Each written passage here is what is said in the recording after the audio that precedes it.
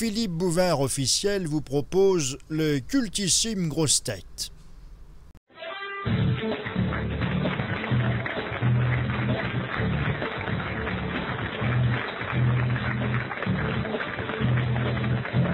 Bonjour et merci de continuer à adhérer massivement à notre parti d'en rire. Je vais maintenant vous présenter le gouvernement des grosses têtes.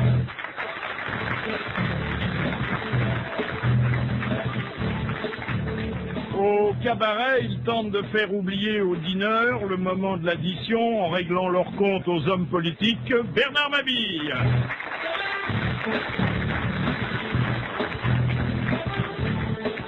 Petite, elle était déjà aussi grande qu'aujourd'hui. Dari Boudboul.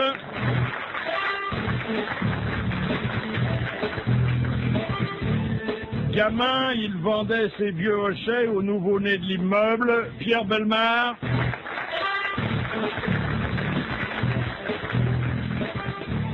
Une grande partie de sa vie se résume en deux mots, amoureux et l'amoureux.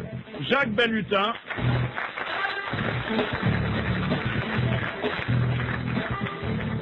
Il est au vrai jambon de pays, ce que Jeanne d'Arc fut à la France. Jean-Pierre Coff.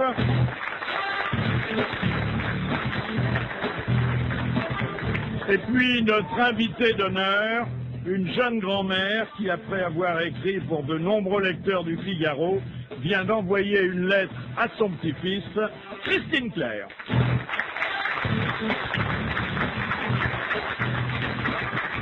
Christine Claire, voit-on quand on est grand-mère des choses qu'on n'avait pas vues lorsqu'on était maman? Oui, sûrement, oui. On a plus de temps, plus de recul, peut-être aussi qu'on a mûri. Et on s'intéresse davantage à l'éveil de la sensibilité, de l'intelligence du cœur, alors que quand on est maman, on est absorbé par les tâches matérielles, aller chercher à l'école, conduire à la leçon de tennis, aller rechercher à la crèche, aller vite faire le marché, etc. À la crèche, ils jouent peu au tennis, hein. Non, mais il y a des âges différents, ça ne vous a pas échappé parmi les petits enfants. Est-ce que les femmes ont aussi peur des hommes que les hommes ont peur des femmes? Oui, je crois. Je crois qu'il y a une... Parce que nous avons très peur, hein, je peux vous dire. Oh là, des femmes, nous avons extrêmement peur. Oui, en tout cas, je crois que tout le monde a peur de l'amour, tout le monde a peur à un moment donné de se dévoiler, de dévoiler son intimité, de ne pas être à la hauteur, de ne pas être assez aimé, de ne pas savoir aimer. Enfin, oui, c'est une grande peur. Oui, et cette peur, elle est partagée, dites-vous, à votre petit-fils. Oui, c'est pour ça que je dis que, bon, il ne faut pas qu'il en ait honte, il faut qu'il sache que, effectivement, les filles qu'il va rencontrer auront peur aussi, qu'il faut d'abord commencer par s'apprivoiser, comme disait Saint-Ex. Oui. Enfin, ça s'arrange sur l'oreiller, généralement, cette peur-là, non? Ça s'arrange sur l'oreiller si on s'y prend bien. Donc j'ai essayé de lui enseigner à s'y prendre bien, pas brutalement. Bon, sans grand enthousiasme pour la vie de couple, hein. Il y a des réserves quand même, hein. Oui, je ne fais pas trop d'illusions. Je ne veux pas lui donner non plus trop d'illusions. Ah oui, mais pas d'illusions. Les couples passent, mais on peut faire en sorte que la vie soit la plus agréable possible. Oui.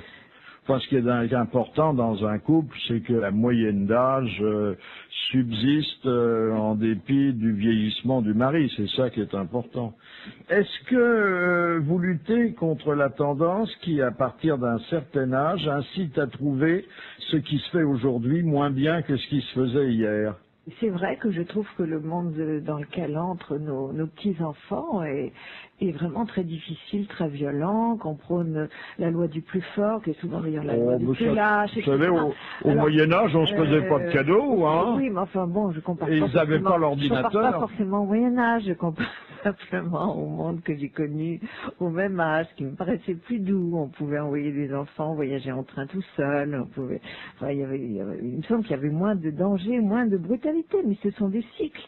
Donc je ne désespère pas du tout. Je pense qu'on est à la fin d'un cycle et qu'un autre cycle va revenir et que peut-être le cycle de la tendresse, du respect va revenir. Vous pensez, Jacques Balutin, vous qui faites beaucoup de vélo, qu'on est à la fin d'un cycle? Oui, bah, évidemment. Oui. Vous me demandez ça à moi. Oui, évident. Vous vitupérez les propos machos des repas entre hommes. Bon, il y a d'ailleurs une page très, très savoureuse sur laquelle on reviendra tout à l'heure, mais Que penser des conversations assez libres des dames chez leur coiffeur? Oui, bah écoutez, c'est bien normal qu'elles prennent leur revanche après avoir été tant d'années des objets. Ben, les dames, maintenant, elles s'expriment, elles parlent de leur vie sexuelle. Après tout, autant qu'elles en parlent elles-mêmes, plutôt que de laisser parler les hommes à leur place. Et puis, c'est vrai qu'il y a un petit côté revanche. Vous savez, moi, je me souviens une fois d'avoir traversé un wagon de train. Il y avait tout un wagon de cadres, je sais pas, ils étaient en séminaire, quoi. Alors, vous traversez, vous avez des hommes à droite, à gauche, qui vous dévisagent, qui vous déshabillent, qui font des commentaires. Dans ces moments-là, c'est vrai qu'on souhaite un jour être un avion ou un wagon de femmes avec un homme qui passe devant vous et on va le déshabiller et faire des commentaires. Je ne dis pas qu'il est... Je rêve d'être sifflé dans la rue. Et moi, et dans un avion où vous ne pouvez pas descendre. Un petit goût de la revanche. Demandez aux femmes ministres, députés, quand elles montent à la tribune et que les hommes à l'Assemblée nationale ne s'occupent que de leurs jambes, de leurs fesses et de leurs seins, elles ont un petit peu envie de leur faire passer le C'est jamais arrivé à Martine Aubry, ça, quand même. Mais bien sûr que Ni à si. Lebranchu. Mais bien sûr que si. On a beaucoup de respect pour des femmes comme Lebranchu. Et les fantasmes masculins. Mais ça reste à l'état de fantasme. En fait, ils peuvent dire ça que quand ils sont tout habillés, parce que je voudrais bien les voir, tous les députés, tout nus dans un plumard. À mon avis, il y a moins d'action. Hein. Comme vous dites. Comme vous dites. Que pensez-vous de l'aspect people de la politique actuelle?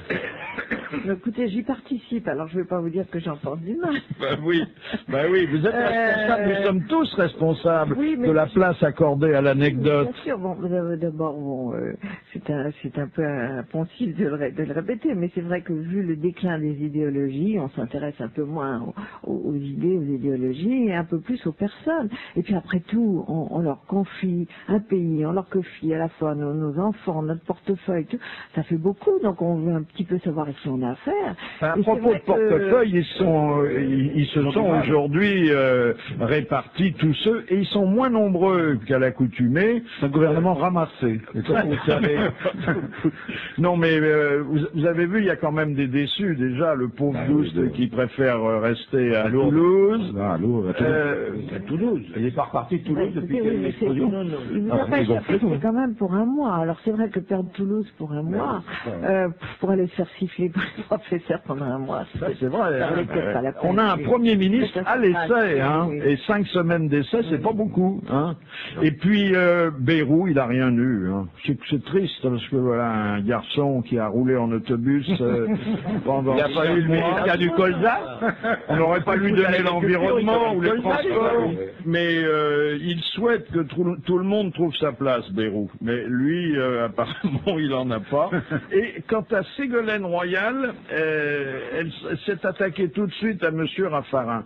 Monsieur Raffarin qui, je vous le rappelle, était notre invité d'honneur il y a quelques jours ici. Ils sont ennemis mortels parce qu'ils sont de la même région. Oui. Ils détestent, évidemment. Ouais, elle dit, oh, c'est un héritier, c'est un fils d'ancien ministre. D'ancien ministre de gauche, quand même. Gouvernement de France, hein. Ben oui. Bon, alors, c'est un mauvais procès, il n'a quand pas été même. au mieux de sa forme, là, parce que ces temps-ci, elle était bonne, Ségolène.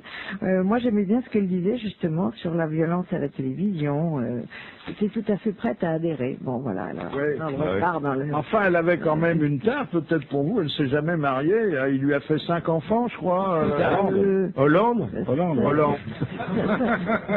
Ça vous choque pas, non? Me choquer, non, ça ne me choque pas. Et Bachelot à la famille. Oh là là, là il faut planquer les gosses là. Oh là là. Bon, alors un peu de culture quand même avec cette première citation que nous adresse Monsieur Sénac, qui a dit: il y a 2 sortes de mariage, le mariage blanc et le mariage multicolore.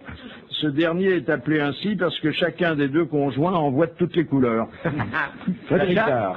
Non, c'est plus ancien. C'est entre les 2 guerres. Sacha? Plus ancien que Sacha, mais c'est un auteur dramatique. Capu, français? Français, bien sûr. Oh, bah oui, l'esprit est de chez nous, hein. Courteline? C'est Courteline. Voilà une bonne réponse. Bernard Mabille. Alors, je reviens à la lettre à un petit garçon qui plaira à beaucoup de lecteurs du sexe prétendument fort, soit parce qu'ils sont très jeunes et qu'ils voudront savoir ce qui les attend, soit parce qu'ils ont l'âge d'être grands-pères et qu'ils devront se préoccuper eux aussi de l'éducation de leurs petits-enfants. J'aimerais bien que ce soit lu par simplement des hommes entre 20 et 50 ans. Oui, il y en a quelques-uns, mais... Leur grand-père qui soit simplement mari. Oui, au fond, j'ai beaucoup pensé au mari en écrivant. Oui, oui. Et surtout à ceux qu'on quitte, hein, puisque... Oui, j'ai fait toute une lettre sur les femmes qui quittent leur mari. Voilà, oui. Et qui quittent leur mari pas forcément pour un autre homme, non. simplement parce qu'elles en ont assez. Ah oui, on sent l'exaspération contre... Ah oui. Ah oui. Et les mecs, ils ont du mal à s'en remettre. Moi, j'ai 2 copains, ils comprennent toujours pas. Le mec qui rentre chez lui, la bonne femme, elle avait l'habitude de voyager beaucoup, elle avait un métier qu'il appelait souvent, elle est en train de faire sa valise, il fait, ah, tu pars? Oui. Tu vas où? Bah, je pars. Oui, bah, j'ai compris, je pars. Non, je me tire. Il a toujours pas compris, le mec. Oui, il y en a beaucoup. C'est un phénomène de société. C'est typiquement féminin, ça. Un mec part pas, en règle générale, un mec part parce qu'il a un autre truc ailleurs. Oui. Mais la femme, quand elle n'est pas trop âgée, elle retourne chez sa mère. Non, elle se barre. Non, Philippe, ça c'est typiquement vous trompez vraiment des... Non, mais attendez, on dit que... Ah, c'est heureux de se faire traiter de vieux con. On dit qu'en amour, la seule victoire, c'est la fuite. Hein. Non, elle part parce qu'elle se dit, mais qu'est-ce que je fais avec ce type-là? Ouais. Il m'apporte rien, je suis obligée de faire le marché, lui repasser ses chemises, il rentre, il se met devant la télé en attendant que les nuits soient prêts. Et qu'est-ce qu'il m'apporte? Mais rien, c'est un enfant de plus. Alors, moi je reste toute seule avec mes enfants, ou je pars toute seule et je vis ma vie, je voyagerai, j'irai au cinéma, je verrai des copines. Là, vous décrivez quand même une gourde qui n'a pas su se rendre compte auparavant qu'elle était tombée sur un con. Non, mais attendez, voilà. Mais attendez, non, mais parce que les femmes sont quand même assez consciencieuses. Par conséquent, elles s'en est rendu compte avant, mais comme entre-temps, elle lui avait fait 2 ou 3 enfants, elle se dit, je peux pas le quitter avant que les enfants soient grands. Voilà. Ouais. Parce que, donc, elle attend, et puis quand elle arrive à la quarantaine, donc on en voit beaucoup qui partent à ce moment-là. Très capable de vivre connaissent seul, alors que pas les hommes. Oui, exactement. Un homme est incapable de vivre seul. Qu'est-ce que tu racontes comme ça? Mais quand tu vis avec un âne, pas seul tous les deux, nous avec quoi? Ah bah non. Mais c'est des enfants, les hommes, ils peuvent pas s'assumer tout Non, seuls, mais ils ont c'est besoin, terrible, après ça. maman, il faut la faire. Ben voilà, donc les femmes, elles ont quelquefois assez d'être la maman, quoi. Est-ce qu'une femme, ça peut faire autre chose que de repasser, de cuisiner? Justement. Bah oui, tant qu'à faire, si elle veut le garder, il faut faire autre chose. À partir de 9-10 heures, il vaut mieux commencer à s'assumer quand À même. partir de 21h. 21h, merci, excuse-moi. Mais méfiez-vous de Bernard Mabille, parce qu'il appartient à ces machos qui prétendent que si la femme a d'aussi petits pieds, c'est pour être plus près de l'évier. Ah oui, il nous l'a dit, hein. Oh là, Oui. il y a des bonnes formules. Enfin, de temps en temps, il y a un hommage à un séducteur. Et j'ai retrouvé avec plaisir quelques pages que vous avez consacrées à un homme qui a disparu et qui a été un des plus grands séducteurs français, qui était Guy Scheller, le premier mari de Françoise Sagan. Il est mort au moment où j'étais en train d'écrire ce livre. Donc. Et c'était un homme assez extraordinaire, d'abord par son érudition, sa finesse, sa conversation qui était brillante. Et alors vous racontez un déjeuner avec lui chez Maxime et on apporte un bouquet de fleurs. Oui, avec un petit mot, j'espère que tout va bien. Oui. Alors, je me suis pas fait trop d'illusions. C'était pas un truc qui m'était réservé. J'ai pensé qu'il avait déjà pratiqué une bonne centaine de fois, sinon 200 ou 300 fois. Mais j'ai trouvé le truc génial et je me suis dit, je vais refiler ça à mon petit-fils.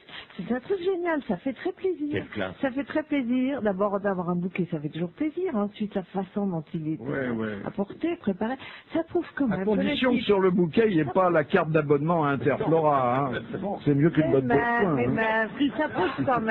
Ça prouve quand même qu'avant de venir déjeuner avec vous, il y a pensé. Il s'est dit, bon, qu'est-ce que je vais avoir comme geste? Il s'est préparé, il a un peu pensé à vous, il s'est dit qu'est-ce qui va lui faire plaisir. Il y en a qui se préparent pour une conversation, c'est-à-dire de quoi je vais lui parler, d'autres qui envoient des fleurs. Mais en moi, il y a pensé, il y a consacré une part de son intelligence et de son talent. C'est déjà énorme. Déjà énorme, alors que tant d'hommes considèrent qu'ils n'ont pas du tout à faire preuve ni d'intelligence ni de talent pour séduire une femme. Oh, vous êtes méchante, là. Oh, Déjà un déjeuner chez Maxime, merde. Oh. Bien quand même. la deuxième citation envoyée par Madame Motta, qui a dit « Ceux qui écrivent clairement ont des lecteurs. Ceux qui écrivent obscurément ont des commentateurs. » C'est récent, ça. Alors, non, parce que il est mort il y a une quarantaine d'années. Ah bon. Encore assez jeune, d'ailleurs, dans un accident de voiture. Camus. Albert Camus. Eh bien, une deuxième bonne réponse de Bernard Mabille. Est-ce que Chirac vous en a voulu de publier à 4 reprises son journal intime, vraisemblable, mais inventé? Écoutez, j'ai eu l'impression qu'on m'en a voulu. C'est-à-dire qu'à chaque fois, il m'envoyait des lettres très chaleureuses, mais j'étais pas sûre qu'il m'avait lu. Il y avait quelqu'un qui peut-être lui faisait une farce en écrivant une lettre de grande félicitation. Je crois pas qu'il était tellement content. Ça l'agace un peu qu'on cherche à pénétrer dans son intimité. Et puis alors, sa fille Claude m'en a voulu certainement. Elle n'a pas aimé. Et Bernadette? Et alors Bernadette, bah écoutez, Bernadette, j'étais en quarantaine avec Bernadette pendant 20 ans. Ça fait un bail, hein. J'avais été allée l'interviewer en Corrèze. J'avais fait c'est pas qu'un entretien pour le Abiti. Alors comment ils sont installés? Oh, c'est magnifique. Mais vous y êtes allé avant le chauffage central, vous? Je ne sais pas, comme c'était en été, j'ai pas eu l'occasion d'apprécier le chauffage central. Enfin, elle m'avait dit des tas de choses, et puis là-dessus, on m'a dit, mais c'est épouvantable ce que vous avez fait. Cette fille doit être manipulée, elle doit être contre vous, elle cherche à nous abattre ou à montrer que... Enfin, pendant 20 ans, elle ne me parlait plus. Et même une fois, elle vient dans mon quartier, je faisais la queue à la boucherie, j'attends de commander mon rôti, je faisais la queue à la boucherie, et elle arrive, elle me voit, et me dit, qu'est-ce que vous faites là? C'était un peu comme si j'étais vraiment une ennemie qui la poursuivait. Et puis, je ne sais pas, les choses se sont transformées subitement, peut-être parce que j'ai écrit qu'après tout, cette femme s'était beaucoup battue pour que son mari la regarde enfin, la considère, et qu'elle avait... ou peut-être qu'on s'est dit, après tout, on va répartir les rôles, un tel va s'occuper de tel journaliste, je pense qu'ils se répartissent un peu les rôles. En période électorale, il y a toujours plus de liants dans la conversation. Alors donc c'est redevenu plus liant. Oui. Bon, alors, vous avez vu, on a un bon Premier ministre, enfin, bon, il est sympathique, il est nouveau, il est pas énarque, il est pas parisien, il est pas RPR, il est pas beau, non, du tout. Il est le fils de Monory de Giscard, il faut pas être terrible quand même.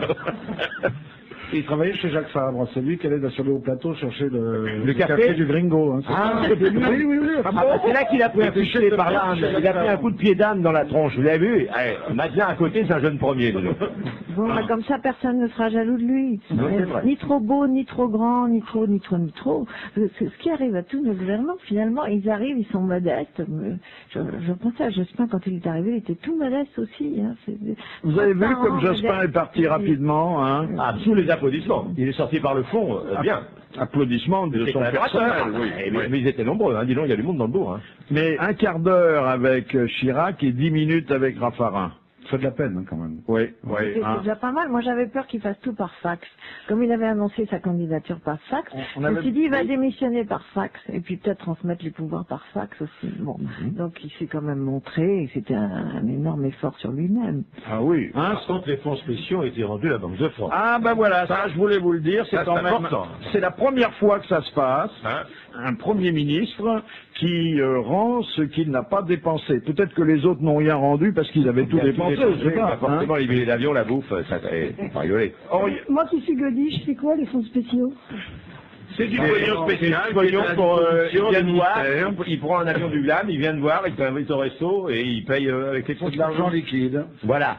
Ça permet de payer les choses qui arrivent chaque jour sans attendre que l'Assemblée vote. Et il vient d'où cet argent? De notre poche à nous. Et ça sert à payer les services secrets, les collaborateurs qui sont mal rétribués. Oui, à allonger un petit peu les salaires qui sont trop bas. Oui. Aller faire ses courses chez Fauchon. Tout ça. Il lui restait combien déjà la somme exacte? Il a rendu 1 900 000 euros, c'est ça? Presque 3 millions d'euros. Ah, 3 millions d'euros. Oui. Il n'était pas dépensé. Attendez, 3 millions sur combien? Il faudrait savoir, hein. Ça on le dit pas. Donc, ça fait 21 millions de francs, grosso modo, quoi, qui sont restitués. Enfin, c'est toujours ça de récupérer. Oui. Hein, voilà.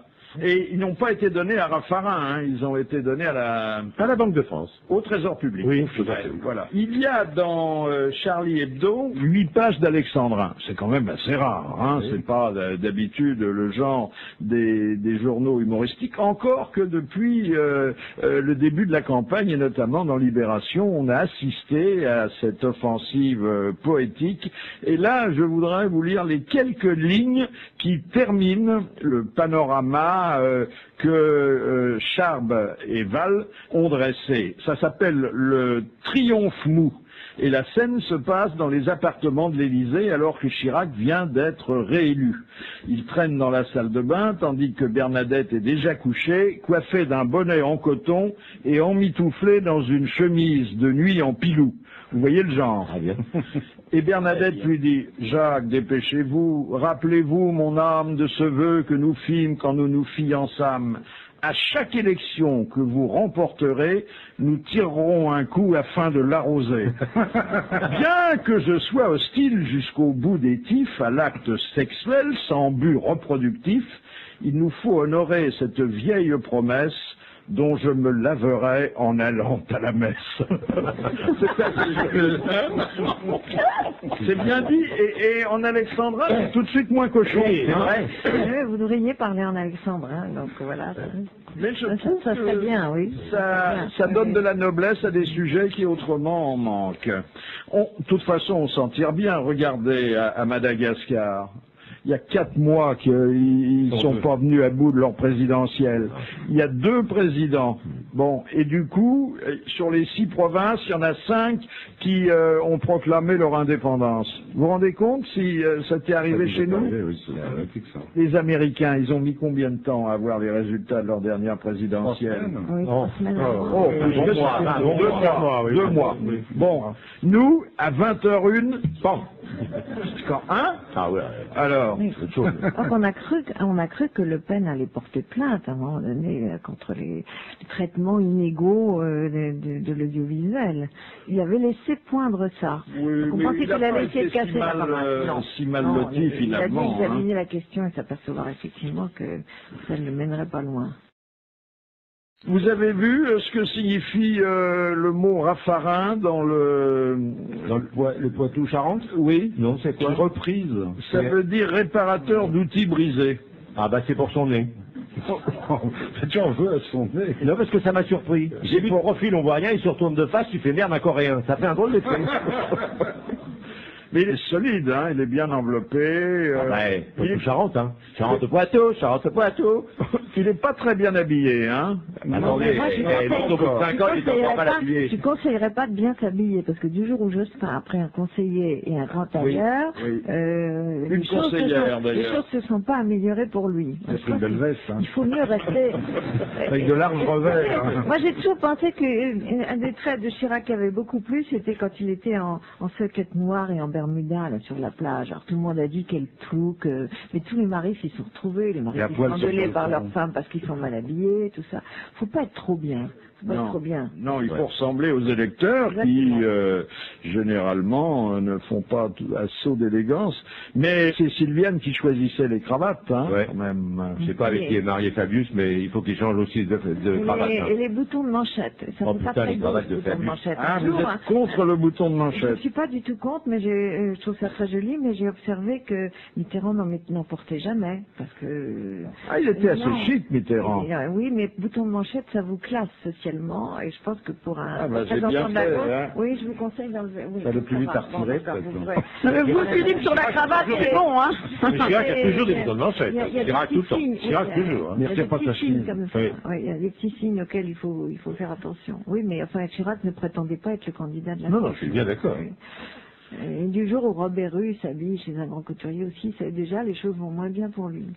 Ah oui, c'est vrai qu'il était... Enfin, il s'habille peut-être pas chez un grand... Si, c'est Bec Bédé qui l'a emmené chez Valentino, non? Ouais, chez Smalto. Avez-vous vu la photo de notre ami Kersozon dans les journaux qui est venu très sportivement accueillir celui qui lui a pris le record du trophée Jules Verne. Très beau. C'est une belle image où ils sont en train de s'embrasser. Alors, ça m'a donné envie de vous faire réentendre un passage des grosses têtes où l'amiral parlait de son métier, de la mer et des accessoires du marin. Vous avez déjà vu du biscuit de mer, mon copain? C'est excessivement dur. Ben oui. Il y a un nombre de bateaux qui ont coulé parce qu'un mec a laissé tomber un biscuit de mer sur le pont. Ça fait le trou dans le premier pont, deuxième pont, troisième pont. Le biscuit de mer est une arme plus redoutable. Vous voulez votre indépendance, amiral? Moi, je veux rien. Moi, je suis là tranquille avec Madame RTL. Madame RTL vous paye, Madame RTL vous accueille, Madame RTL vous chouchoute. Normalement, il n'y a pas qu'elle à me payer, sinon... Et elle vous nourrit, en plus, amiral. Pas très bien.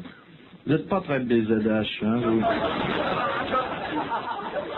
Pas BZH, parce que je trouve que la Bretagne et la France ont une histoire contemporaine suffisamment douloureuse pour qu'on ne les sépare plus. Vous savez que les parents d'Olivier ne parlent pas encore le français, tellement ils sont attachés à leur langage. Et moi, je suis sûr que les vôtres ont parlé le chèvre assez longtemps. Parce que pour avoir un monde pareil, hein, c'est pas des êtres humains, c'est pas possible. Voilà, il y avait des échanges, comme on dit, hein, mais enfin, ça n'allait jamais très loin. Alors qu'en politique, ils se disent des choses horribles. Hein. On se demande d'ailleurs, après, comment ils peuvent se réconcilier à la buvette de l'Assemblée nationale. Hein. Oui, c'est un jeu. Mais puis il faut toujours imaginer le contraire. Ce sont vraiment les gens qui se sont le plus écharpés qui ensuite vont être obligés de gouverner ensemble. Et vous avez votre petite idée sur les vrais rapports entre Chirac et Jospin? Ah oui, oui, j'ai ma petite idée. Je crois que Jospin est Chirac. Je ne crois pas que Chirac haïsse Jospin autant. Je pense que finalement Chirac a le cuir beaucoup plus dur et c'est ça sa force. Mais alors la main sur l'épaule, il y a encore 6 semaines. C'est un jeu. Peut-être que c'est Séguéla qui l'avait suggéré. C'était une idée de génie. C'était vraiment la meilleure idée qu'il ait pu avoir. Oui. Non, mais Jospin, il avait vraiment envie de le cogner et je pense qu'il nous en reste une frustration terrible. Il était tellement convaincu que l'autre était mauvais, qu'il allait le démasquer, qu'il allait le mettre par terre. Il en restera frustré toute la fin de sa vie, je crois. Ah oui, oui. Mais il n'est pas très expansif et très chaleureux non plus. Hein. Jospin? Oui. Oh, il peut être très agréable en Ah bon? privé. Oui, il peut être drôle. Il avait raison de dire, je fais un austère qui se marre. Oui, il peut être drôle, très agréable. Mais le problème, c'est vraiment un pugnace. C'est vraiment un combattant. Quand il était jeune au basket, alors on dit qu'il était très chaud au contact. Il est très... Alors, il a envie d'être chaud au contact. Et on n'arrête pas de lui interdire. On lui dit qu'il n'a pas le droit de se battre. Alors, il comprend pas parce que Mitterrand, lui, était quelqu'un d'extraordinairement pugnace. Et ça lui réussissait. Jospin, il a à peine dit que l'autre est peut-être un peu vieux. Bon, oui, ça lui a pas réussi. Hein. Une catastrophe. Immédiatement, on lui dit qu'il n'a pas le droit, que c'est épouvantable, qu'il est trop agressif. Alors du coup, il passait son temps à se corseter, à se surveiller. Et au fond, il faisait des lapsus. Il disait une chose et son contraire. Mon projet. Ah oui, je vous présente mes meilleurs vieux. Ah oui, ça. Bon, mais on n'allait plus quoi. J'ai peur que Raffarin fasse moins de lapsus, hein, qu'il soit moins drôle. Hein. Ah, il paraît qu'il est marrant, Raffarin, dans le... Ben, nous l'avons vu ici. Il était assez joyeux quand même. Hein. Oui, mais parce qu'il n'était pas encore en action, c'est ça le problème. Voilà. Il nous a dit d'ailleurs, on l'a réentendu hier, qu'il n'était pas question qu'il y aille, que c'était vraiment un cadeau empoisonné. Il a quelques formules qu'il affectionne et il va falloir qu'il renouvelle son stock à partir du moment où il est obligé de parler beaucoup. Les gens d'en bas, enfin la gens d'en bas, oui, et puis la bonne gouvernance. Il aime beaucoup la bonne gouvernance. Bon, évidemment, quand il nous il dit la bonne gouvernance, alors que d'habitude on dit la bonne gouvernante. Hein, oui, mais oui. Bon, c'est pas la même chose sans doute. Mais il nous avait la gouvernante est bonne, assez à l'aise, hein, ici. Hein. En amour, vous êtes pour le mensonge, hein? Finalement, oui, parce que je trouve que ne pas mentir, c'est se montrer grossier, et puis c'est se débarrasser du fardeau. Donc n'avouez jamais. Et en outre, on ne sait jamais ce que l'avenir vous réserve. Bon, oui. Hein, vous avez une liaison avec un autre homme ou une autre femme. Vous pensez, vous savez pas encore finalement si vous allez tout quitter pour lui ou pour elle. Alors pourquoi tout casser? Pourquoi faire de la peine si au bout du compte ça n'a pas de suite? Et puis puis aussi, je trouve ça très grossier finalement. Il faut mieux prendre le fardeau sur ses épaules. Il faut mieux essayer de faire en sorte de donner un peu de bonheur à tout le monde que de dire, oh bah tu sais, à partir de maintenant, tous les mardis entre 5 et 7, je serai plus là, ou les prochaines vacances, je serai plus là, tu te débrouilles. Je trouve ça extrêmement... Bon, alors comment expliquer l'absence tous les mardis entre 5 et 7? Voilà, exactement. L'ostéopathe. Alors là, Rendez-vous chez l'ostéopathe. Ah bon? C'est ce qu'il vous dit, le vôtre? Il y a 1000 prétextes professionnels et autres. Mais oui. ça, les hommes sont pas... Vous recommandez à votre petit-fils, donc, dès le départ, d'apprendre à mentir, à trahir, à tromper. Écoutez, non, finalement, je crois que mon critère, c'est tout de même avoir certains égards pour les autres. Voilà. Et je pense qu'on a plus d'égards pour quelqu'un qu'on aime, pour qui on a, même si on n'est plus amoureux, on a quand même encore du respect, de l'affection. C'est montrer plus d'égards en essayant de le ménager que de lui larguer son truc comme ça. Oh, bah tu sais, je t'aime plus, j'ai plus envie de toi. Et voilà, bon, on reste ensemble parce qu'il y a les enfants, mais à partir de maintenant, bon, je trouve que faire l'effort, quand même, de fêter un anniversaire, d'être ensemble pour des vacances, prendre sur soi, je trouve ça plus honorable que de blesser. T'es nul, mais je t'ai préparé une crème au chocolat. Ça ne peut pas durer éternellement, mais oui, je pense que c'est une phase transitoire quand même. Évidemment, c'est une phase transitoire, mais j'ai essayé de lui dire de façon générale mon horreur de la brutalité et de la grossièreté, et de lui démontrer que la vraie force, ce n'est pas ça. Un homme vraiment fort, il n'a pas besoin d'être grossier et brutal.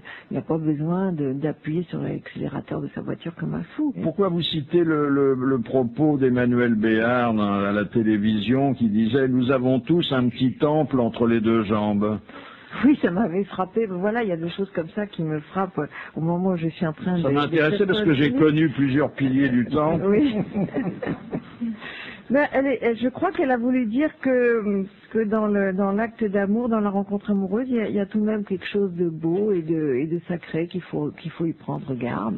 Et tout simplement, ça peut quitter... Monsieur Balutin, prenez-en de la graine avant de disperser les mots. Elle fait ma petite graine à Béard, moi. J'ai aucun problème avec elle. Emmanuel, c'est quand elle veut. C'est vrai qu'elle est charmante. Elle est charmante, elle est ravie. Oui, je comprends qu'elle considère son petit... C'est typiquement un propos masculin. Ça, c'est fou. Ben oui, mais moi, les hommes ne doutent jamais. Les hommes ne doutent jamais que la femme sera absolument ravie de les accueillir. J'ai pas dit ça. Ah non, c'est l'inverse. Non. Ils ne se posent pas la question. Je savais qu'Emmanuel Béard va pas me tomber dans les bras. Bah oui, c'est comme ça. Alors, elle prévu sur une merde de chien, parce qu'à Paris, il y a des merdes de chiens, et je suis là, je passe sur mon vélo, je la rattrape. Et je la fous sur mon cadre, et puis je l'emmène jusqu'au prochain carrefour, mais ça peut pas aller beaucoup plus loin, Emmanuel et moi. Mais les femmes aussi, on est pareil. Mais par la rencontre entre Balutin et Béard, un pédale, elle glisse sur une merde de chien, il la ramasse, il la met sur son cadre. C'est délicieux comme... Il y a toutes les poésies. On se croirait dans Amélie Poulain. Un peu ça. Oui. À propos de déjection canine, mais ça se passe à Berlin, la municipalité de cette ville a décidé d'accorder des bons points aux propriétaires de chiens qui ramassent les crottes de leurs toutous. Voilà. Et ces bons pourront être échangés contre des déjeuners dans les bons restaurants. On a le droit de ramasser les merdes des chiens et d'autres pour aller bouffer. Quand on n'a pas de chien, qu'est-ce qu'on fait? Ben, tu ramasses les autres. On en prend un. Moi, tu voudrais vrai. Garde le tien, surtout. Oui, on devrait aussi offrir des déjeuners restaurants à ceux qui n'ont pas de chien. D'accord. Vous dites à votre petit-fils, n'aie pas peur des filles intelligentes. Il n'y en a pas. Il n'y en a pas, il est pénard. Là, il est quelle mauvaise foi. Les filles intelligentes sont parfois chieuses, quand même, faut le dire, non? C'est finir par en faire un PD de votre petit-fils, parce que là, vous êtes en train de lui filer des conseils qui sont très inquiétants. Méfiez-vous. Mais non, les filles intelligentes, mais il suffit de savoir les prendre avec un peu de charme. Oui, ça c'est de la technique, les prendre. Oui, voilà, de les approcher. Et puis tout de même, quand elle vous aime, c'est quand même formidable, elle vous apporte beaucoup. Est-ce qu'une fille intelligente peut aimer un garçon qui l'est beaucoup moins qu'elle? Oui, Tout à fait. S'il la rassure, s'il a toutes sortes de... Moi, j'ai connu des couples comme ça, oui, j'en connais, mais on n'a pas besoin d'être supérieur en tout. C'est un échange. Donc, si la fille intelligente, elle a besoin d'être rassurée, d'être prise en main par un type qui est vachement courageux, fort psychologiquement, etc. Puis costaud, c'est important, le lit. Voilà, exactement. Eh bien, elle va l'admirer et l'aimer, à condition qu'il ne soit pas complexé. Parce que si le type commence à être complexé dès que sa femme réussit quelque chose, alors ça, évidemment... Cuisine, vous lui conseillez quoi? De s'y mettre ou pas du tout? Je parle du goût. Ah, c'est bien, ça. Je parle des sens. L'odorat, le goût, le toucher, le regard, très important, les couleurs, tout ça. En cuisine, le toucher? Vous touchez quoi en cuisine? Ne répondez pas, ne répondez pas. Là, vous avez le... n'ayez pas peur. Elle achète que des surgelés, alors elle touche avec des mousses. Maintenant, je tape le radis depuis que tu m'as dit que tu fallait pas le radis, bien. Elle tape le radis. Heureusement que les auditeurs ne prennent pas l'émission en route parce qu'on se demande où on est. Tu m'as dit, le concombre doit être dur et le radis dur. Donc maintenant, je tombe que sur J'ai des pas dit concombres dur, j'ai pas dit dur, j'ai dit ferme. Ça n'est pas pareil. Pas pareil. Enfin bref, je tombe que sur des Ah bah, radis c'est pas mous. vrai, c'est pas du tout le même mot.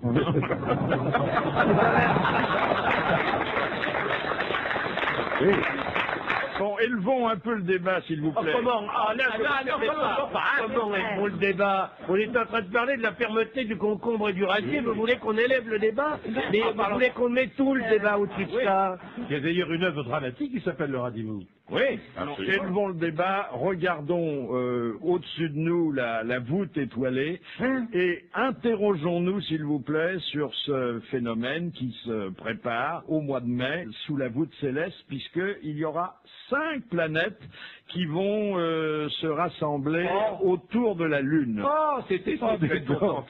Qu'est-ce qu'elle est contente, Tessier? Non, C'est-à-dire en français, ça veut dire quoi? Ça veut dire qu'il y a 5 planètes autour de la Lune. ça veut dire qu'il y a Voisine de la Lune. Dans les une perspectives. conjonction astronomique qu'on observe que très rarement. Tous les combien? Et je parle sous le contrôle de Sylvestre Maurice, qui est planétologue au fameux observatoire Midi-Pyrénées. Bon, bonjour monsieur Sylvestre Maurice. Oui, bonjour. Alors, vous étiez au courant depuis longtemps que ça allait se produire. On est au courant, oui, c'est une mécanique qui marche bien, on arrive à prévoir, c'est facile. Bon, c'est pas la première fois que ça a lieu. Oh, ça se produit tous les 10-20 ans, donc on en a déjà vu. Et là, c'est particulier, ça va plus loin que d'habitude, non? Non, pas du tout, non, c'est surtout, c'est joli, hein, vous savez, c'est un événement vraiment, c'est pour le plaisir des yeux, diront certains. Alors, le plaisir de le regarder. Il y a Mars, Vénus, Saturne, Mercure et Jupiter. C'est-à-dire toutes les planètes que vous pouvez voir à l'œil nu, vous les verrez dans le même coin du ciel. Et qui, oui, ah bah oui, oui. Et qui, comme le chantait Trenet, ont rendez-vous avec la Lune. On rendez-vous avec la Lune, c'est la Lune qui arrive en retard, les planètes sont en place depuis plus d'une semaine. Et puis, avec un peu de retard, la Lune arrive. Mais on va les voir comme on voit la Lune et les étoiles? Oui, comme... Ah, mais vous les voyez déjà, dis donc, les planètes, vous regardez le ciel. Elle ne voit pas, elle n'a pas de l'autre. Elle aura de l'herbe, alors elle ne peut pas... Et, excusez la question, c'est notre petite dernière, elle est un peu demeurée. Écoutez, l'étoile du Berger, vous la connaissez? Oui. Eh bien, c'est Vénus, c'est une planète, l'étoile du Berger. Oui, et pas vous en voyez déjà une. On m'a jamais dit que c'était Vénus, l'étoile du Berger. Oui. Bon, et alors après les autres, je les vois comment? Eh bien là, elles seront dans le même coin du ciel. Vous faudra regarder entre nord-ouest, ouest, très près de l'horizon. Elle pas plus loin, elle situe pas le nord. Non. Si vous êtes à Paris, l'ouest, vous voyez où c'est. Vous regardez du côté de la bonne porte du périphérique et vous trouverez. Là, je suis dans la forêt. Vous êtes dans la forêt? Voilà. Il y a des arbres au-dessus, vous fatiguez pas, monsieur. Fatiguez pas, elle est dans la forêt, on Laissez tomber. Dans une tanière. Accroché. Monsieur le planétologue, est-ce que vous voyez un symbole sexuel dans le fait que Vénus est en train de dessiner un triangle, là? Ah oui, exact. Vénus dessine un triangle avec Mars et Saturne. Oui. Moi, j'y vois pas grand-chose de cet ordre-là. Je crois que c'est pas à moi qu'il faut poser la question. si on ne peut pas vous poser la question à vous, qui est moi, vous pouvez me poser la question pourquoi les planètes sont là. Si vous voulez me poser la question qu'est-ce qui est sexuel ou qu'est-ce que prédisent les planètes, c'est pas votre vous voyez justement d'autres spécialistes. Un sexologue. Oui. Un sexologue, un astrologue, vous voyez ce que vous voulez. Mais moi, j'ai une question à vous poser. C'est encore elle. C'est toujours la petite demeurée, hein. Je vous en prie. Mais arrêtez de me traiter de demeurée parce que moi, la nuit, je sors, justement. J'adore quand... Oui, mais tu ramènes pas un rond. On te l'entend bien. C'est ça qui nous emmerde. C'est qu'on vient sans un rond. Mais j'adore aller voir, quand c'est pleine lune et le ciel clair, de sortir la nuit. Parce que ça t'énerve la Est-ce qu'elles pleine lune. risquent de se rencontrer, ces planètes? Est-ce qu'elles peuvent se cogner? Ça c'est une bonne question. Eh ben voilà, Très bonne question. Elles ne risquent absolument pas, néanmoins, de se rencontrer. Elles sont à des millions de kilomètres l'une de l'autre. Elles sont alignées. Et d'ailleurs, il y en a une qui va pratiquement passer devant l'autre. Elles sont alignées dans notre ciel. Mais vous savez que notre ciel n'est qu'une projection finalement sur la voûte étoilée de quelque chose qui a 3 dimensions. Et la 3e dimension les éloigne de plusieurs millions de kilomètres. Donc aucun risque qu'elle ne s'en Elle est larguée, là. Vous inquiétez pas, elle est larguée. On va se foutre de la gueule dans les Pyrénées. Mais dans des millions d'années, avec un gros coup de vent, elle risque... Non, sûrement pas. Non. La remarque est très très bonne. Mais vous êtes fous, monsieur, vous nous faites des trucs pareils. Je vous éclaire. Je vous disais de raccrocher. Je vous éclaire si vous avez un instant. Oui, bien sûr. Quelqu'un a prédit, c'est la théorie qu'on appelle du chaos, c'est une théorie sérieuse, a prédit qu'effectivement, c'est une question qu'on se pose depuis 3 siècles, les planètes peuvent-elles un jour se rencontrer, c'est-à-dire le système solaire est-il stable? Eh bien, on a prédit que c'était possible, en fait, un jour, probablement, que Mercure pourrait percuter Vénus dans un lointain plusieurs milliards d'années. C'est possible, mais à court terme, les planètes sont relativement stables et il y a peu de chances qu'elles se rencontrent. Écoutez, je vous remercie beaucoup, monsieur. Vous venez de démontrer le bon sens féminin. Exactement.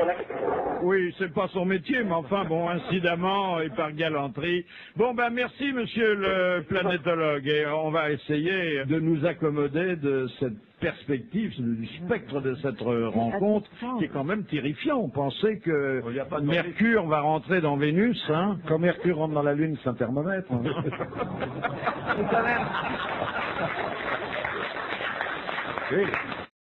La deuxième question de Madame Fontaine. Qu'est-ce que les sexologues appellent la maïeusophilie? Hein? C'est une tendance sexuelle qui est répertoriée par les spécialistes. Qui s'enduisent le sexe de mayonnaise. Non. Le chocolat ou chose comme ça, c'est on met des substances sucrées ou salées dans le sexe. Non, ça vient du grec, hein. Alors c'est par derrière. Maïeusophilie. Mailleux, ça s'écrit comment? M-A-I-E-U. Parce que si c'était un maïs de zèle, ça pourrait venir du tricot. Non.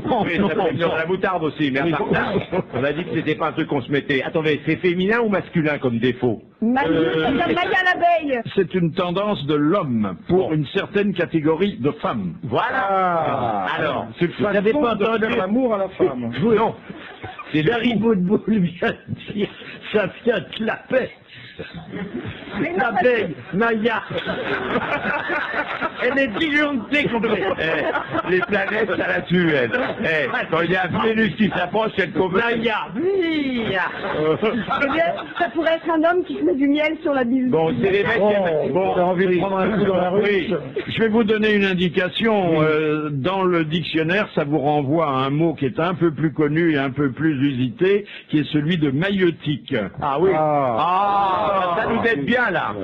Bon, c'est quelqu'un qui aime les femmes un peu tartes. Et je suis gentil. Non. Qui ont une bosse. Non. Poilu. Poilu. Non. Donc une jambe. Obèse. Non, la maïeutique, qu'est-ce que c'est? Non, je sais pas, vous me faites marrer, la maïeutique. Ils ne connaissent rien du tout, hein, vous avez remarqué? Vous connaissez ça, Christine Claire, la maïeutique? Voyons. Ne répondez pas, vous êtes invité, vous n'êtes pas obligé de répondre sur votre avocat. C'est dans les étoiles. Non. Je sais pas, la maïeutique. Bon, c'est un homme qui préfère un certain type de femme. Oui, ça, je viens de le dire. Il lui rapporte du pognon? Des femmes de couleur. Non. Des asiatiques? c'est un problème de position. Non. D'odeur. Femmes maigres. D'odeur. Ah non, alors généralement elles sont pas maigres. Hein. Alors, des grosses femmes énormes. Des tissus, pas énormes, mais... Des gros seins? Non, ça démarrait bien, mais c'est pas ça. Des grosses fesses? Non. Les fêtes, vous voyez ce que je veux dire? Oui, tout à fait. J'ai des souvenirs. Des grosses lèvres. Non. Tissu. Non. Des grosses oreilles. Non. Ce genre d'engouement est par définition limité dans le temps. Ah, enceinte? Non, exactement. Car la maïeutique, c'est la science qui consiste à suivre la grossesse d'une femme et à la faire accoucher. La maïeutique, c'est ça. Oui. Ne fais rien, chérie, repose-toi. Et donc le maïeusophile, car il y en a, c'est celui qui aime les femmes enceintes. Il aime les femmes enceintes. Mais il y a des prostituées qui exercent leur activité quand elles sont enceintes. Et ça marche très très bien, c'est plus cher. Ah oui. Ah ben bien sûr. Non mais c'est également. C'est plus cher. C'est également parce que c'est un prétexte de rupture de couple. C'est-à-dire le maïeusophile qui a sa femme enceinte, évidemment, est très tenté par sa femme enceinte. Et souvent, les femmes enceintes se refusent à cette période-là. Oui, quand elles n'ont pas la balançoire, mais quand elles aiment quand le mec. Non mais. Effectivement, il y a un rapport parlementaire qui est publié récemment, qui est justement sur la prostitution, notamment sur toutes ces petites filles de l'Est ou d'Afrique qu'on amène sur nos boulevards. Et d'où il ressortait que effectivement la jeune femme enceinte était un produit très demandé. Ah mais oui, horrifiant. Oui, oui. Oui, je trouve ça horrible. Mais vous êtes de plus en plus des cadeaux, hein, vous les hommes. Ça m'a. Pourquoi? Non, mais je vais vous expliquer pourquoi. Parce que si vous discutez avec des éthologistes, ils vous expliquent que dans le monde animal, il n'y a aucune race animale qui copule avec une femelle pleine. Voilà. Donc vous êtes complètement pervertis. Comment on doit prendre ça, hein Une femme enceinte, c'est pas du tout physiologique. Elle a raison. D'être attiré par une femelle pleine. Attendez, nous avons eu une question aux grosses têtes. Même les bonobos qui sont des primates avec une sexualité beaucoup plus raffinée que vous. Oui, mais il n'offre pas de fleurs, hein. Le bonobo, il n'offre pas de fleurs. Si vous permettez, madame va chercher très loin un exemple qu'elle apporte très près. J'ai un âne et une ânesse. L'âne lui fait un enfant tous les ans. Ça met 11 mois et demi à venir, le petit enfant. Et je vais vous dire tout de suite que l'âne, comme il est seul avec son ânesse, il la monte quand même pas mal de fois. Parce que l'âne est excité par autre chose. Oui, tu parles, femme dans votre jardin. Pas du tout. Il continue à monter son ânesse pendant toute l'année. Hein. Elle proteste. Elle proteste parfois. Là, il s'agit de femmes qui sont enceintes d'un autre. Bon, donc Dari Boudboul. Oui, voilà, exactement. Des femmes enceintes d'un autre. Mais bien sûr. Non, mais je parlais tout à l'heure du problème conjugal qui se pose dans certains couples, où le couple, où l'homme, qui aurait cette tendance d'ailleurs, se voit refuser, alors que c'est bien entendu son enfant que porte cette dame, parce que cette dame ne veut pas dans ce moment-là. Oui. Ça, je parlais bien de ce cas-là. Oui. Il y a des cas de rupture de couple à cause de cela. C'est pour ça qu'à Tahiti, c'était un pays merveilleux. Quand la femme était enceinte, la femme enceinte allait chercher une amie à elle, qui n'était quelconque, et elle l'amenait à son mari en lui disant, voilà, pendant tout le temps où je suis enceinte, tu feras l'amour avec cette dame-là. Oui, enfin, n'empêche que faire l'amour avec sa femme qui est enceinte. Pas dans une bande dessinée, ça se passe à Tahiti. Si l'enfant est retourné à la tête en bas, ça peut lui faire une bosse dans la tête. Ça y est, on est parti. Ah, il fallait le dire. Ça manquait au débat, tu vois. C'est sûr que ta maman n'a pas eu de rapport pendant qu'elle était enceinte de toi, par hasard. C'est tout mou les os d'un bébé, sinon ça passerait pas. Bon, je crois qu'on a tout dit là-dessus. Oui, sur les bébés. On peut la laisser encore un moment, hein, si vous voulez. On en aura d'autres. Jean Dutour, bonjour. Bonjour, c'est passionnant ce que vous racontez. C'est horrible, vous voulez dire. Question de Madame Bourbin. Dans la mythologie grecque, que désigne-t-on sous le nom d'Hippocrène? Une fontaine, je crois bien. Hein. Oui. La fontaine de jeunesse. Non. La fontaine de jouvence, non. Non. La fontaine de la poésie. La fontaine de la poésie. Et comment est-elle née, cette fontaine de la poésie? Ah, d'un coup de sabot de Pégase. D'un coup de sabot de Pégase. Alors là, vous avez la réponse complète. Admirablement circonstancié. C'est un homme, c'est un séducteur, ça. Qui, Pégase? Non. Que c'est gentil de me dire ça. C'est Christine qui me parle comme ça. Oui. T'as pas de peau, c'est Dari Boudboul. T'as pas de peau. Oui. J'ai pas de peau. Si j'ai du peau. Qui c'est Dari? Deuxième question de Monsieur Roger. Pourquoi les Suédois voulurent-ils à toute force de Bernadotte comme souverain et d'aucun autre maréchal d'empire? Parce que c'était le seul traître à cette époque-là. Non, non, il y avait une raison sentimentale et patriotique. Désiré, sa femme, Désiré Clary? Non. Raison sentimentale et patriotique. Il faut chercher dans le passé militaire de Bernadotte. Il y avait écrit mort au tyran, tatoué sur le bras. Non. C'est pas ça qui leur a plu. Il s'était beaucoup battu avant de devenir roi, hein, Bernadotte. Oh là, il avait combattu. Prince de Pontecorvo? Non. Ah oui.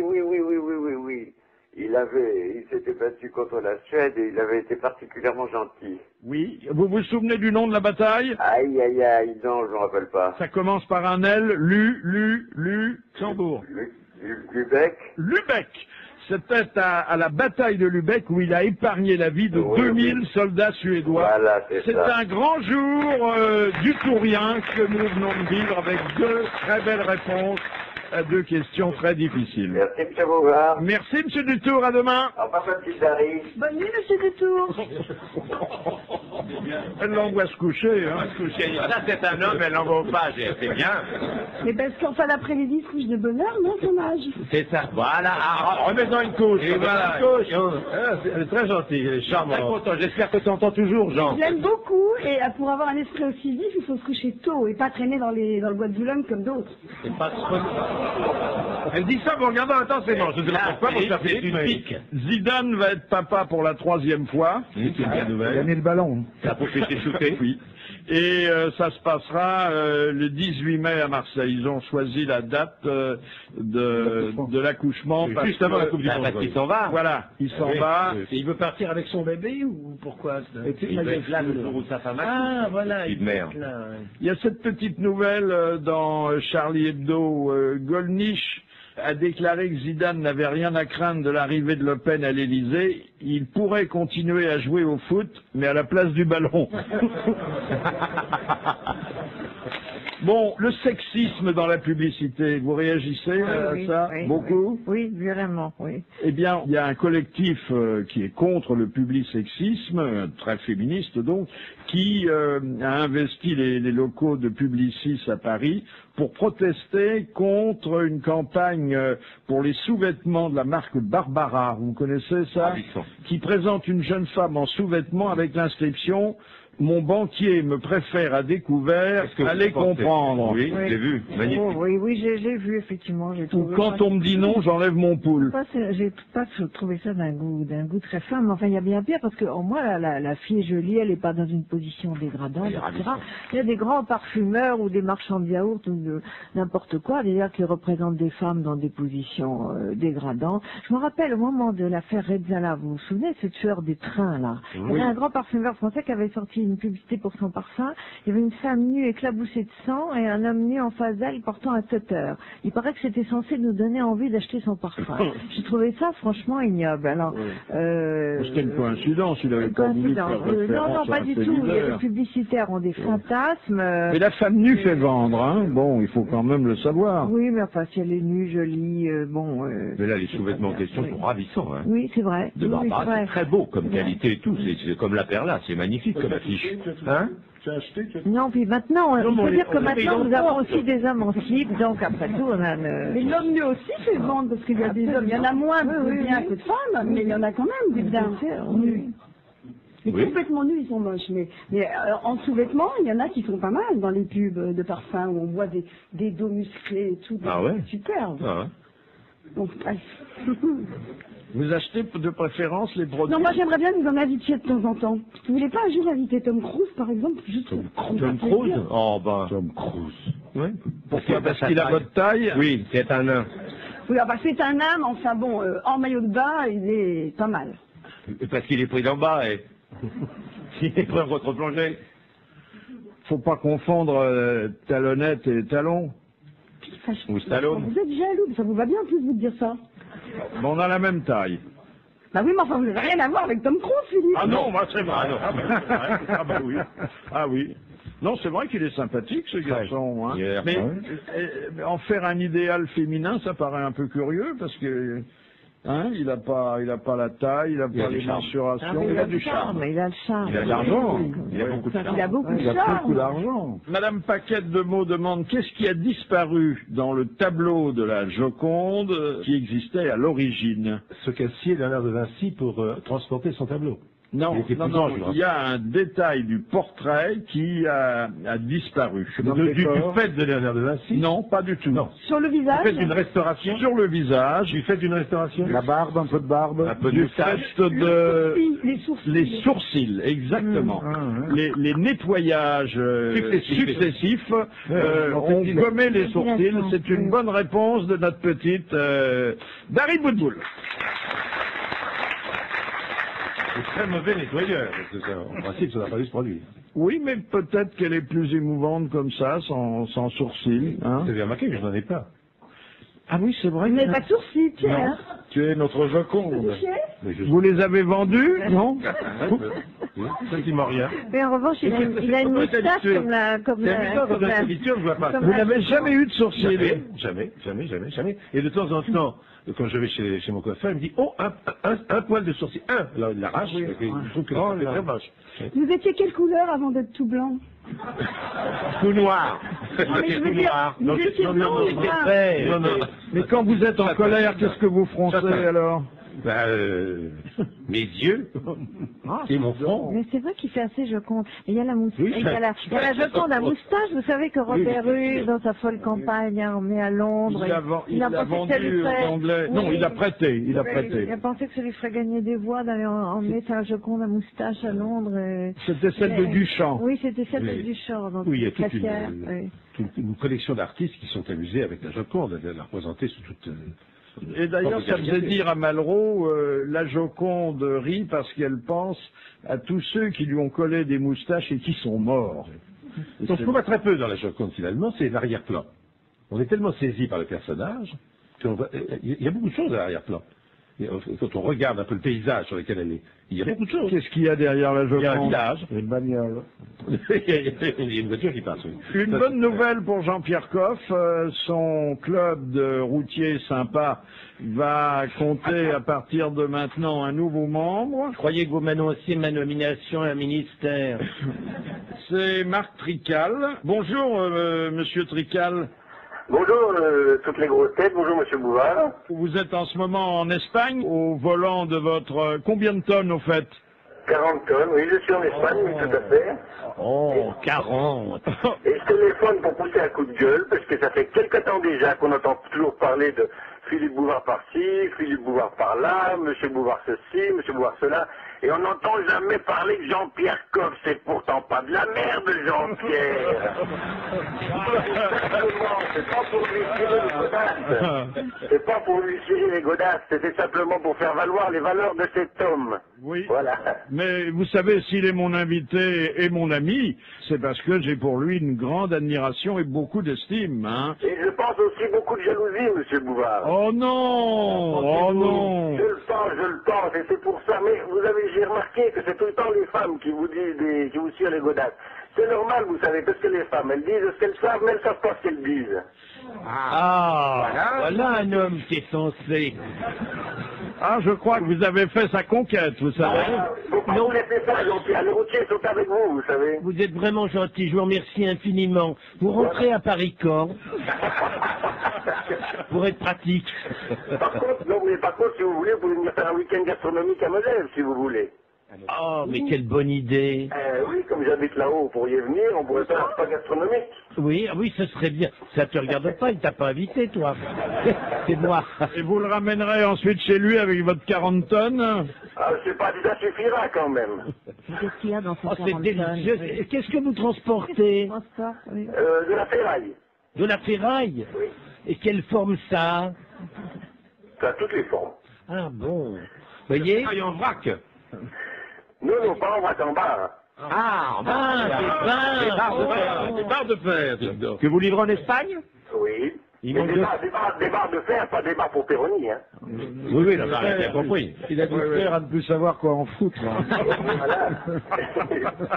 Et du coup, on ne plus savoir quoi en faire, mon cher. Oh, ben voilà. Bravo. Ah, ben, je crois que vous serez en pays de connaissance. Oui, c'est très bien. La glace est rompue. Merci, monsieur Trical, et je vous souhaite d'être très heureux avec Jean-Pierre. J'ai quand même senti, mon cher Philippe, un peu de dépit. Hein? C'est mon ami, disiez-vous, vous ne le dites jamais, ça. Moi aussi. Non, vous faites en sorte que les relations qui pourraient se nouer avec les routiers ou les auditeurs en général, hommes ou femmes d'ailleurs, vous faites en sorte que ça ne marche pas et que ça n'aboutisse pas. Vous vous installez tout à coup en disant non, non, nous sommes très amis, etc. C'est très bien que c'est pas vrai.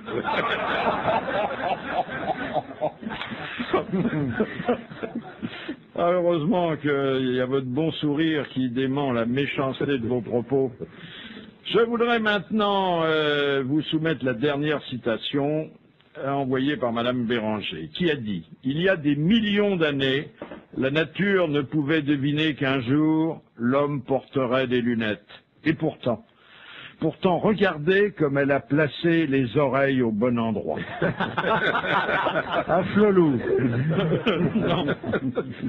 Alphonse Allais? Non, c'est plus récent, mais c'est mort. Bah, Des proches Coluche. C'est plus ancien. Dac? Blanche? C'est Pierre Dac. Excellente réponse de Jean-Pierre Coff. Merci à Christine Pierre d'être venu nous parler de cette lettre à un petit garçon que je conseille vivement aux messieurs de tous âges. À demain. Philippe Bouvard officiel vous remercie de votre fidélité et vous invite